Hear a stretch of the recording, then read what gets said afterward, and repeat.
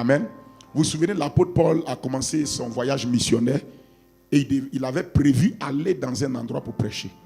Mais il n'a pas senti que le mouvement de l'esprit allait là-bas. Il est allé dormir et la nuit, l'esprit lui a montré un Macédonien qui criait « Au secours, viens, sauve-nous ». Il a senti que c'est le mouvement de l'esprit sur la Macédoine. Le mouvement de l'esprit t'indique la direction, le territoire, la localité où tu dois te positionner. Et quand Paul s'est réveillé le matin, la Bible qu'il conclut que l'esprit voulait qu'ils aillent en Macédoine. Est-ce que vous comprenez ce que je dis?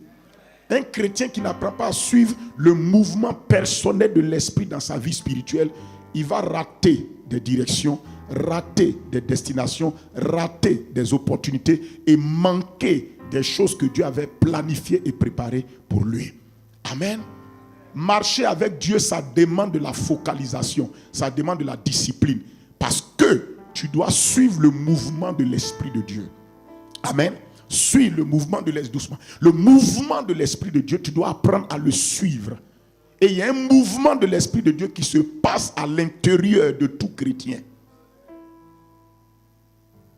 S'il est vrai que tu es né de nouveau, né du Saint-Esprit, et s'il est vrai que l'Esprit de Dieu est déjà uni à ton esprit, il y a des mouvements qu'il opère en toi.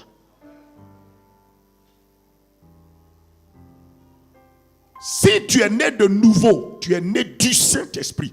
Et si tu es né du Saint-Esprit, le Saint-Esprit a scellé déjà ton esprit. Et c'est pourquoi il rend témoignage à ton esprit que tu es enfant de Dieu. Donc, étant dans ton esprit, il va commencer à se mouvementer dans ton esprit. Écoutez-moi, sans le mouvement de l'esprit, il n'y a pas d'activité divine ou bien surnaturelle de Dieu.